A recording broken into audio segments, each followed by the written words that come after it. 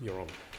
Thank you, Alan. Right, so we just mentioned the word challenge, which is in 3 weeks, but in 4 weeks today is the postcard challenge presentation. In brief, what we want everybody to do is bring a single postcard, which in the tradition of holiday postcards simply shows something or somewhere that you've been, I'm going to say recently, certainly within the last 12 months if you can. And the idea behind this is it gives us all a chance to tell us all about some photographs that we value, which might be because they're fantastic photographs, or it might be because it was a fantastic day out. It might be because they were a fantastic group of people. So we want you all to present your postcard. If you can't be at that meeting, just the same as the word challenge, please send it in with a little write-up just explaining what your postcard is. So what I'm going to do now, and we're recording this for some members who couldn't be here who want to see a recording of this, so I'm going to try and enunciate, but please ask questions if you feel that you need to. I've knocked together, is a better word than written, a short presentation which sits on a link. So I'll send you the link so you can read this presentation anytime you want to. If you ever want to do something like this, there's a free application called Gamma, which has a free version and a paid for version, like most things do. And it's very, very good. So I'm not going to read all the words, but welcome to this little workshop over the next half an hour or so, maybe even less than that. We will look at how to create your postcard using Canva. Canva is free, it's online, it's very easy to use. I am very conscious that there are other ways to do this, and David has very helpfully found a Photoshop tutorial that Ken did some time ago. So we'll send that out as well. So if you'd rather do this in Photoshop, feel free. If you'd rather do it in something you're more familiar with, it doesn't matter. All we want at the end of the day is a JPEG postcard. But I'm going to run quickly through how to do it in Canva, which I believe is probably the easiest way to do it. Please ask questions. So, you will have all captured some stunning moments or places using your cameras and your phones. What we're going to cover tonight is, initially, setting up a free Canva account if you haven't done so already, finding a template, how to add your photographs, and how to customize the template that you choose, and then, when you're happy with it, how to download that so that it's ready to show other people. It's a relatively very simple process. So creating your free Canva account, go to canva.com, or when I've sent you this link, open it up in a separate tab. If you click on that one, it will replace this presentation, so please don't be confused if you do that by accident. So it'll open up Canva, and we'll go there in just a moment. You can choose a sign up method. Now, the only problem here is, of course, I've already signed up, so I can't show you the page for if you haven't. But like most pages, there is a register option, and it's got two very easy options. You can say use my Google profile, or you can say use my Facebook profile. So if you've got already one of those or both of them set up on your laptop, it's super easy to click on that and then just follow the steps. And before you know what you've done, you'll have a Canva account in your name, and you'll have access to everything that we're going to see tonight. Make sure that you select the free plan. Of course, you're welcome to pay for it if you want to, but use the free one first and then decide whether you want to pay for it later. I suggest that almost all of us won't want to pay for it. At this point, I have to tell you that I do pay for it because I use it a lot for work. You can design almost anything that you can imagine in Canva. Nearly all of the things that you're seeing from this club now are done in Canva. So the newsletters that V writes, they're in Canva. The posters that we put together, they're in Canva. And we use it because it's easy, no other reason.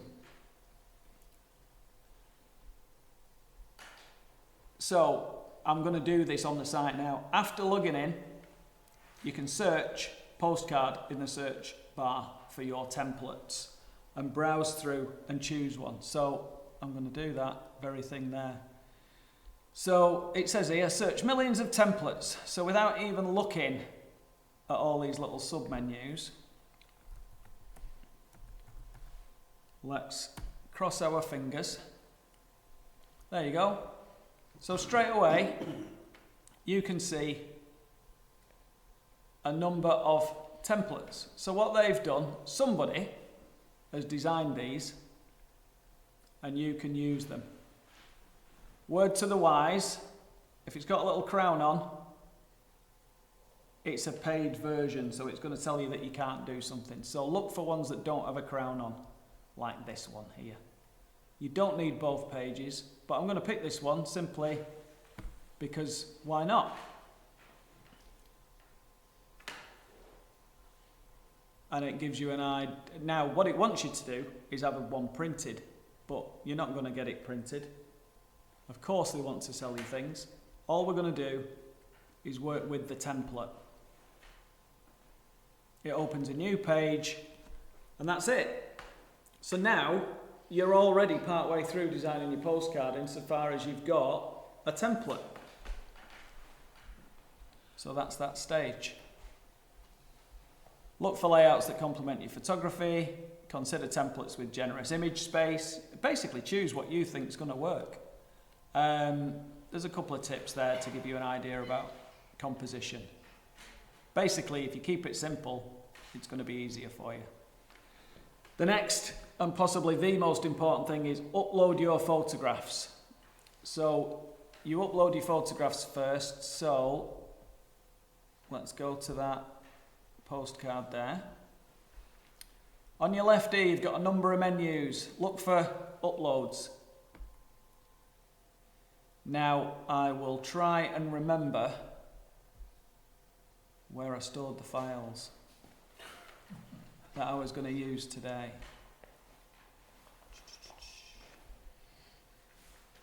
Look at that, I remembered.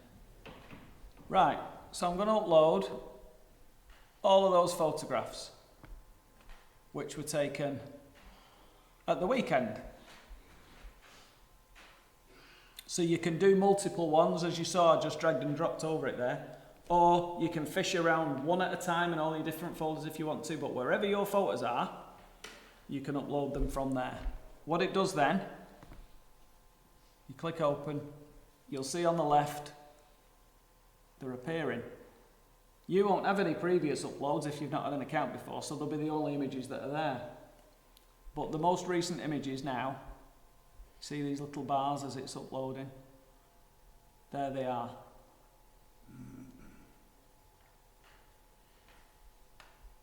So that's how to upload it. Any questions, or is it as intuitive as I think it looks? Okay, good. You can drag and drop them. I prefer to do the old-fashioned click and find and press open. And then the next thing, you select the template image, then select your uploaded photo from the sidebar. So back here, I'm going to start at the top left. I've got more images here than I've got in my folder, which is a shame, but never mind.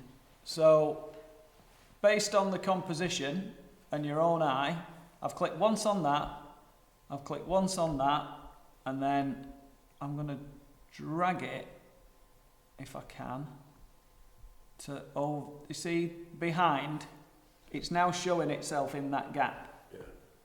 So it's just replaced the monkey that was there a moment ago. Same with the next one.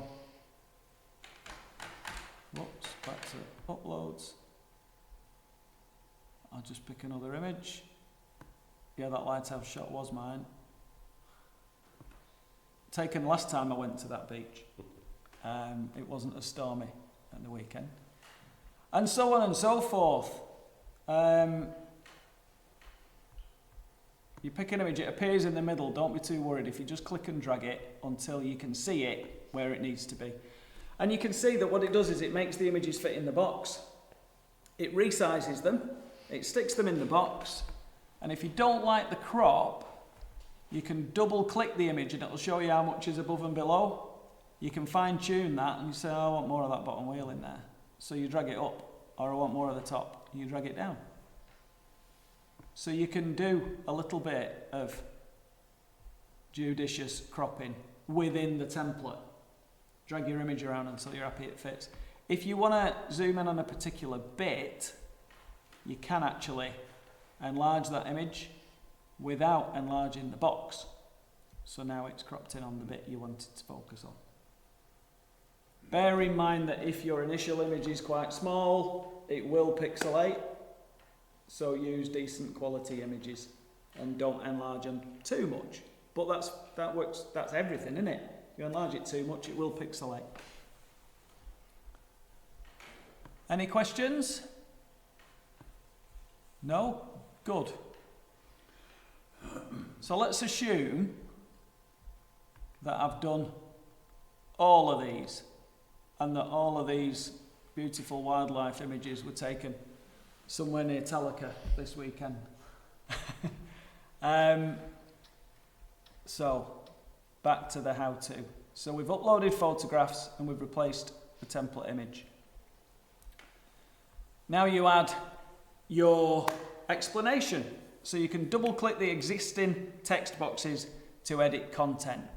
That's the first and most obvious thing. So if we already like the font, I've double-clicked that, so I'll click out of it now.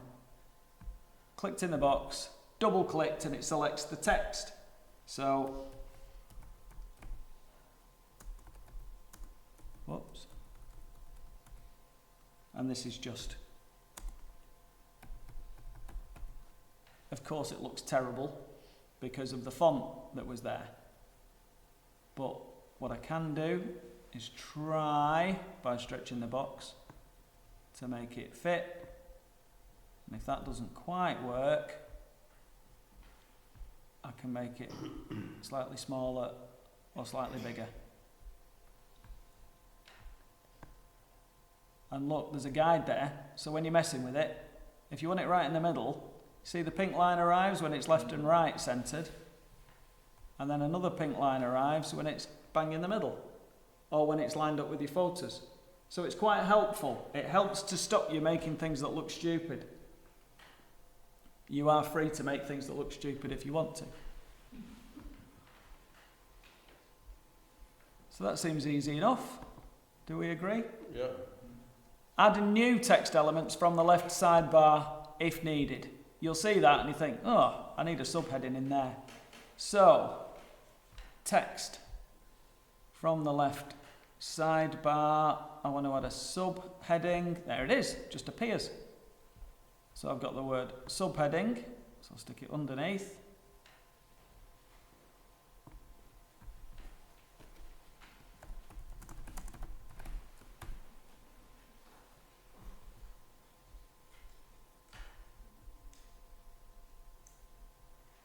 There you go, as large or as big as you want.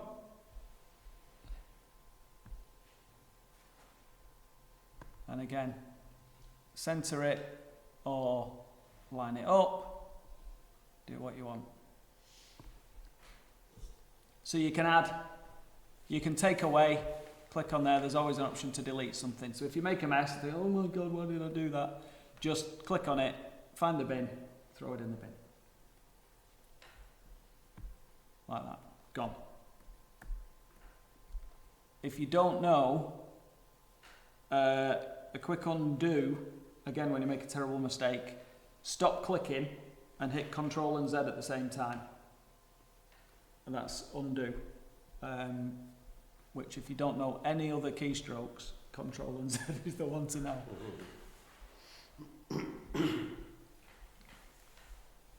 Few tips then. Keep your captions concise and meaningful. People who don't know where you were are going to be looking at this postcard. So let's make it easy. So either the place you were or the story that you want to tell goes on the postcard. Imagine that you're sticking a stamp on this and sending it back home.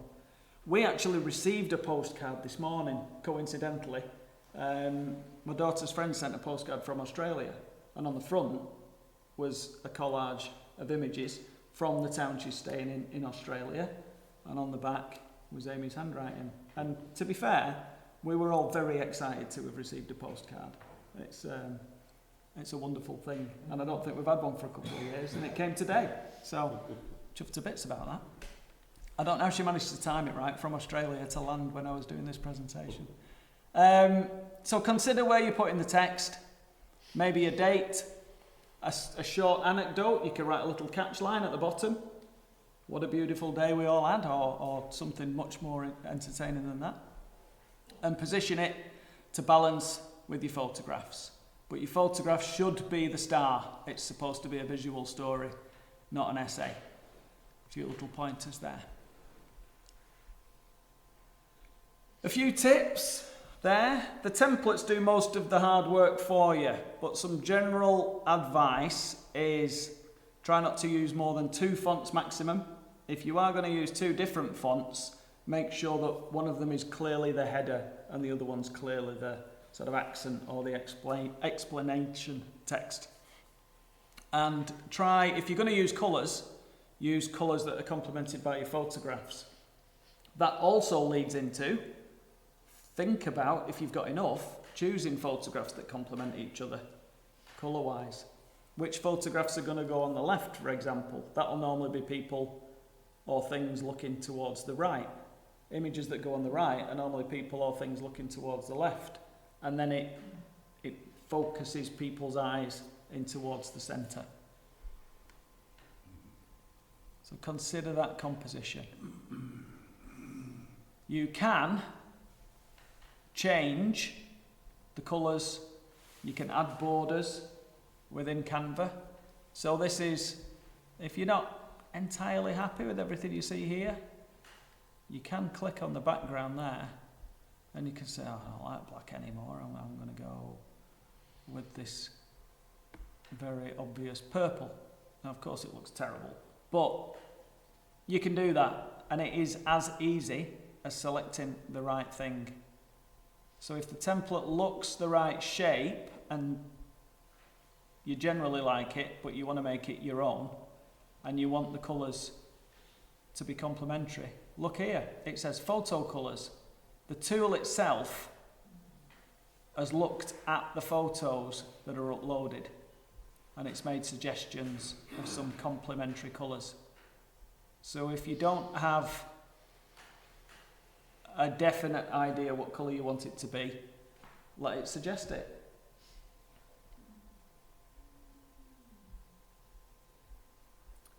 Adjust the borders if you want to. I'm not going to do that now, but feel free to play with it.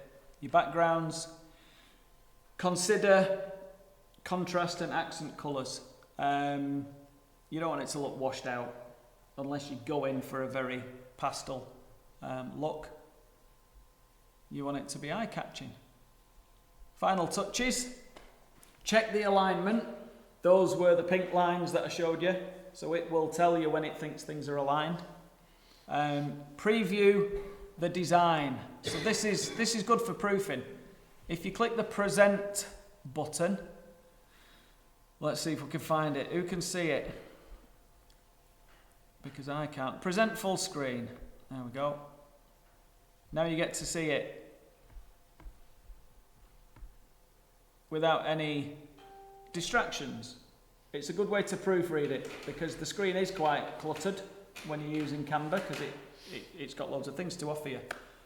But this will show you what the thing actually looks like before you commit yourself to it. I'm going to assume that I'm happy with that. I've simply pressed escape to go back to the previous view and then download it. Now this is probably the least intuitive part of the whole package for me, because you say, where do I download it? It says share. I don't know why they use share, perhaps because they want you to publish it straight to your social media. But forget that. Share gives you all the options of how to publish your image. What we're going to do is download it. You can download it. It suggests something. So it suggested a PNG file, which is as good as any. Or you can use a JPEG if you're happy with that. I don't know why something went wrong, but it doesn't matter. I'm going to change it to JPEG for no reason, just because I can. You can pick a size. I suggest that you go to somewhere around about 1600 wide, as we often do. Let's see, 1530, 1748. We're going to display it using the computer. So 1600 or more will give us the quality that we're used to here. But it defaults to 80%, and oh, it might not let us resize it because it's saying that's chargeable. So let's see. And I only want the current page because of course we're not going to actually send it as a postcard. Let's see if it lets me download it. Yep. It has let me download it, but mine is a paid account. So if it won't allow you to resize it, don't worry, just save it at the size that it gives you. It will be good enough. So let me stick it into the folder where I was working.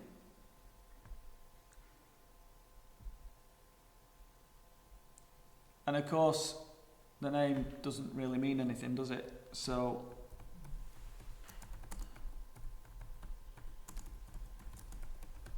oh, never mind. I didn't check caps lock, but it doesn't matter. Look at that. Never mind. Yeah, toggle case was great, wasn't it? It was really good. And that's it. It's done. So there's your JPEG. You've created a postcard. Well, I have, but you will. Created a postcard. Easy as that. Very good. Pick your template, upload your images, drop them into the holes that already exist. You can, if you want to, play all sorts of tunes with this template. You can make some of them bigger, some of them smaller, but the best thing you can do is pick one that you like in the first place and not change it too much. If you want to, you can go down whatever design rabbit holes you want to go down. And that, ladies and gentlemen, is that. So, go for it. 30th of September, you've got a full 3 more weeks to do this. Pick a place, pick a trip, pick an event, and put us a postcard together. If you're going to use Canva a lot, what you can do is change the name up there, and then it'll save it with the correct name. So again, caps lock, never mind. And that's it. The end. Any questions? Lots simple.